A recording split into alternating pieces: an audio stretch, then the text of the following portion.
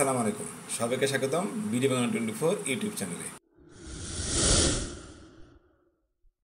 আমরা কিন্তু ইতিপূর্বে বলার চেষ্টা করেছি কীভাবে আপনি সহজেই আপনার শাখায় বা বাংলাদেশের যে কোনো শাখায় সহজেই চেকের আবেদন দিতে পারেন। অর্থাৎ যেহেতু সোনালী ব্যাংকে নন এমআইসিআর চেকের ব্যাপক ক্রাইসিস, সেহেতু আমাদের এমআইসিআর চেকের আবেদন করতে হয়। আমরা অ্যাজ এ স্টাফ আমরা চেষ্টা করি কাস্টমার কাছ থেকে আর্লি অর্থাৎ বেশ কয়েক মাস আগেই চেকের আবেদন নেওয়ার জন্য। তাতে যেটা হয় সেটা হচ্ছে কাস্টমার তার বর্তমান যে চেকটি রয়েছে সেটি শেষ হওয়ার আগেই তিনি তার চেকটি তার শাখা রেডি পান। এটা আমরা চেষ্টা করি কাস্টমার সুবিধা দেওয়ার জন্য, যদিও এটা অনেকেই বোঝে না। অনেকেই প্রশ্ন করে যে এমআইসি চেকের সুবিধাটা কী। তো আজকে এই ভিডিওটা আমি সাজিয়েছি তাদের জন্য যারা কোয়েরি করে যে আসলে এমআইসি চেকের সুবিধা কী কী রয়েছে। এই সুবিধা আপনি জানলে হয়তোবা আপনি চেকের আবেদনটা অন্য কারণে হোক, আপনি সুবিধার কারণে হোক, সেটা হচ্ছে আপনি আবেদন করবেন। যারা জানেন না যে সোনালী ব্যাংকের আসলে এমআইসিআর চেকের কী সুবিধা, তাহলে কিন্তু আমরা তাদের জন্য আজকে ভিডিওটা বানিয়েছি যে আপনারা দেখুন সোনালী ব্যাংকের চেকের বা এমআইসিআর চেকের এই সুবিধা রয়েছে, তাহলে আপনার এটা আবেদন করা উচিত। শুধু এমআইসিআর চেকের যে ক্রাইসিস বা নর্মাল চেকের যে ক্রাইসিস সেটার জন্য নয়, আপনার প্রয়োজনের জন্য কিন্তু আপনার এমআইসিআর চেকের আবেদন দেওয়া উচিত। যেমন একটা উদাহরণ দিই, সেটা হচ্ছে যারা ডিফেন্সে জব করেন, স্পেশালি আর্মিতে বা বিভিন্ন বাহিনী কিংবা নৌবাহিনী, তাদের কিন্তু যখন রিটায়ারমেন্টে যায় তার আগে কিন্তু অবশ্যই এমআইসিআর চেক লাগে।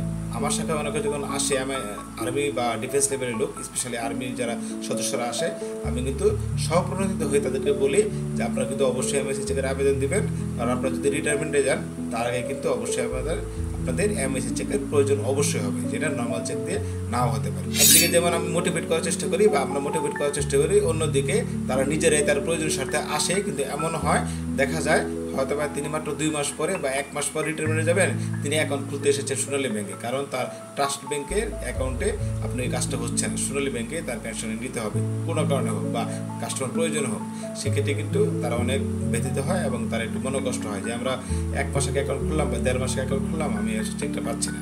সেক্ষেত্রে আমি বলার চেষ্টা করি যে এই একটা সুবিধা, কারণ যদি এমআইসি চেকটাই আপনার লাগছে বিভিন্ন কাজে, এক্ষেত্রে কিন্তু এমআইসি চেকের আবেদন তাদের একটু আর্লি দিতে হয়। আপনি রিটায়ারমেন্টে যখন যান না কেন, অ্যাটলিস্ট 6 মাস আগে বা 5 মাস আগে কিন্তু অ্যাকাউন্টটা খোলা উচিত কিংবা এমআইসি চেকের আবেদন দেওয়া উচিত। আসুন তাহলে আমরা দেখি, কথা না বাড়িয়ে, সেটা হচ্ছে কী কী রয়েছে এমআইসি চেকের সুবিধা। প্রথমত যেটা আমি গত পরে বলেছি যে এমআইসি চেকটা হচ্ছে ম্যাগনেটিক ইঙ্ক ক্যারেক্টার রিডার, অর্থাৎ এটা হচ্ছে ম্যাগনেটিক চৌম্বকীয় কালি দিয়ে তৈরি, এবং চৌম্বকীয় কালিটা আমাদের একটা মেশিন আছে যেটাকে বলা হয় ব্যাস মেশিন, সেই ব্যাস মেশিন পড়তে পারে। এটা একটা কঠিন সংখ্যা রয়েছে, আমি সহজ করে বললাম যে এই চেকটি হচ্ছে মেশিন দ্বারা রিডেবল হয় বা মেশিন দ্বারা পড়া যায়।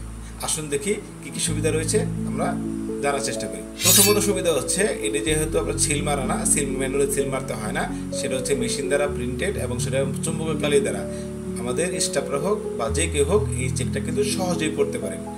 অনেক সময় দেখা যায় যখন সিলমারা নন এমআইসিআর সিলমারা চেকগুলো থাকে, অনেক সময় তার অ্যাকাউন্ট নাম্বার কিংবা নাম পড়তে কিন্তু সমস্যা হয়, আর এই ক্ষেত্রে কিন্তু আপনার সেটা থাকে না, সেটা স্পষ্ট থাকে এবং যে কেউ যে চোখে থেকে সে কিন্তু এবং যে পড়তে পারে সে সহজেই এই চেকটা পড়তে পারবে। এই চেকটা একটা সুবিধা হচ্ছে, সেটা হচ্ছে এই চেকটা যখন আপনি অনলাইন শাখাতে, অর্থাৎ শুধু অনলাইন না, যে কোনো আপনার অন্য ব্যাংকের সঙ্গে যখন লেনদেন হয়, যেটাকে বলা হয় আপনার হচ্ছে ব্যাস মেশিনে কাজ করা হয়, ক্লিয়ারিংয়ে কাজ করা হয়, এই ক্লিয়ারিংয়ে কিন্তু এই চেকটা সহজেই আপনার কাজ করা যায় এবং খুব অল্প সময় লাগে।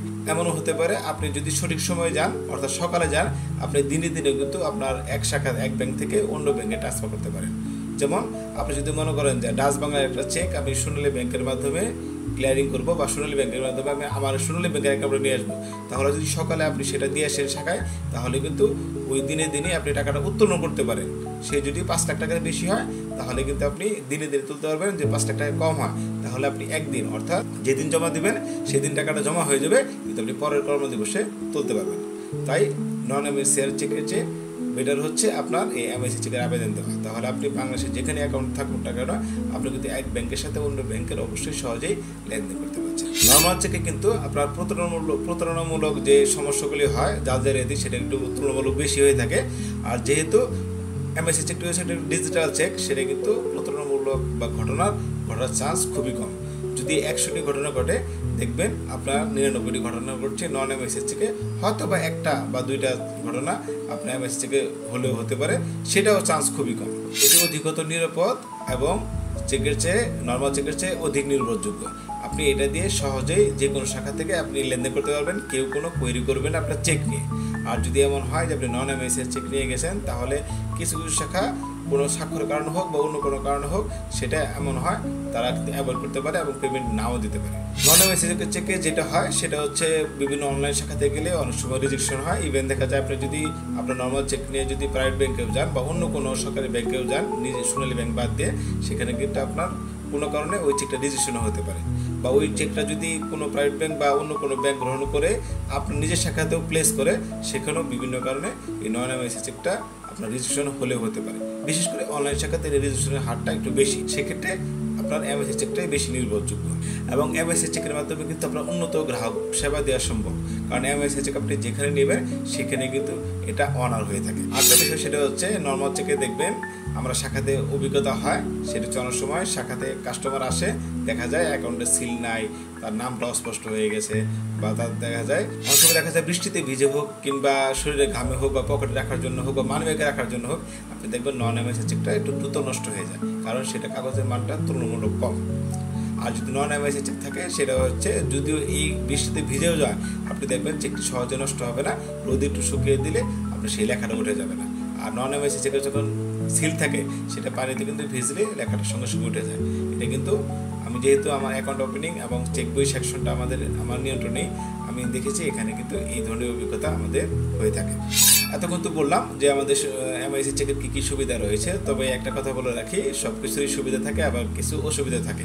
যেহেতু সুবিধা নিয়ে কথা বলছি, তবে দু একজন তো প্রশ্ন করতে পারেন, যারা প্রশ্ন করতে আগ্রহী তাদের জন্য বলে রাখি, এই চেকে কিন্তু একটু সামান্য অসুবিধাও রয়েছে।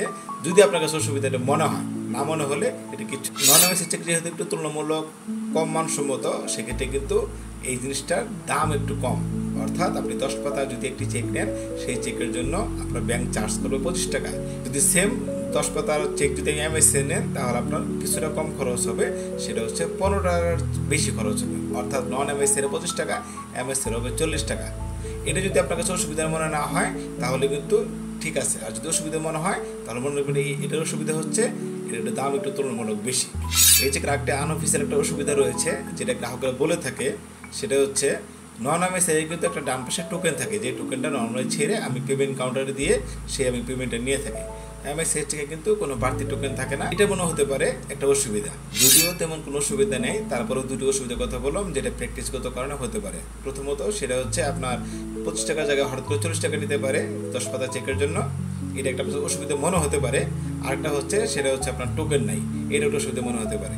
কিন্তু আসলে মূলত তেমন অসুবিধা না। আপনি যদি এমআইএস চেকটা অবস্থা হয়ে যায়, তখন দেখবেন এটাই আপনার নর্মাল বিষয়, তখন আর নন এমআইএস এর বিষয়টা ইউজ করে ইচ্ছা হবে না। কারণ আপনি দেখবেন আপনি যেখানে যাচ্ছেন আপনার চেকটা কিন্তু সেখানেই অনার হচ্ছে, এবং আপনি বাংলাদেশের যে কোনো ব্যাংকের সাথে আপনি এমআইএস চেকের মাধ্যমে লেনদেন করতে পারছেন, সেটা কম সময় হতে পারে, সেটা একদিনের ভিতর কিংবা একদিনে 2-1 দিন বেশি। তো আশা করি যারা জানতে চাচ্ছিলেন যে আসলে এমআইএস চেকের কী কী অসুবিধা রয়েছে বা সুবিধা রয়েছে, তাদের জন্য আজকে ভিডিওটি তৈরি করা হয়েছিল। আশা করি আপনারা জানতে পারলেন যে আপনার এমআইএস চেকের কী কী সুবিধা রয়েছে, এবং এই সুবিধা জানার জন্য হলো, এই সুবিধা ভোগ করার জন্য হলো আপনার কিন্তু আপনার এমআইএস চেকের আবেদন দেওয়া উচিত, সেটা ব্যাংকের চেকের আপনার ক্রাইসিস থাকুক বা না থাকুক।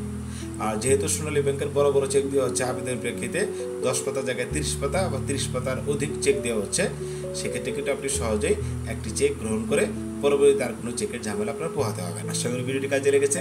যদি আপনার ভিডিওটি ভালো লাগে, লাইক দিন, আপনার কমেন্ট করতে পারেন যে কোনো বিষয় নিয়ে। চ্যানেলটি অবশ্যই চেষ্টা করবে সাবস্ক্রাইব করে রাখতে, তাহলে নতুন একটা ভিডিও দিলে সেটা নোটিফিকেশন কিন্তু আপনার ওখানে চলে যাবে খুব সহজেই। ভালো থাকবেন, ধন্যবাদ।